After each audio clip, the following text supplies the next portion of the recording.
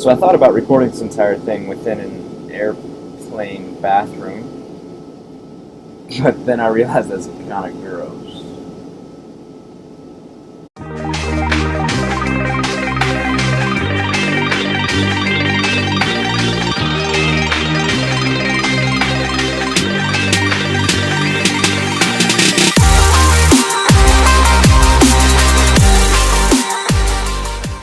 Where were we? Oh, right.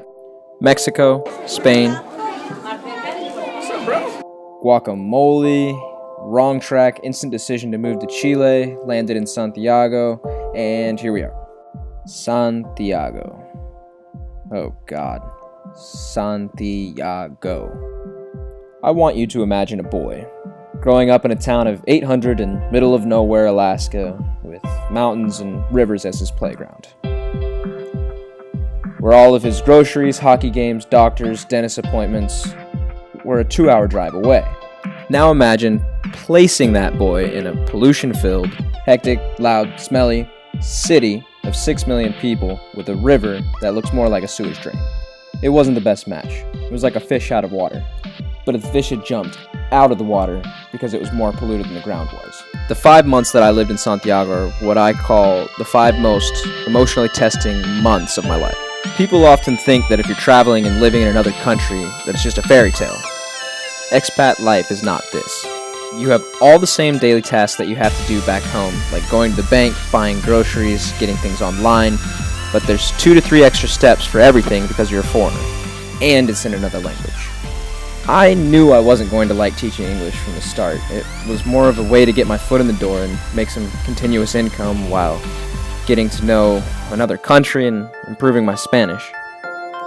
The plan was to just get better at Spanish and then figure out the job that I wanted to do, preferably in marketing. This, however, was not an overnight plan. For 5 months, I lived in a place I didn't like, doing a job I didn't like doing, while dealing with all of the struggles that one has when leaving all of the things one knows, such as friends, family, things of comfort, and the metro. Oh God, the metro. In an old blog post, I referred to the metro as cramming stressed out people into moving cars like a pack of pissed off sardines. And I laugh every time I read it still because it's so true. I mean, at first I was like, I guess all these people are in a bigger rush than I am. Like, go ahead, go ahead. Then I'd miss 1 metro, then I miss 2, 3, 4, 5, and then I'm all of a sudden late. Now, in my mind, I'm the one that's a little bit more late. I need a little bit more. So I'm like, okay, well, maybe they'll let me in this time. Oh, no. So I'm like swimming, trying to get in the metro. They're all like pushing, and they're all swimming, and they're all just scrambling. It's just... The metro's the worst. It wasn't all bad, though. Don't get me wrong. I live with some cool people. I got to go to some beautiful places. And I learned more about myself than I had ever done in my entire life, which was kind of the whole point.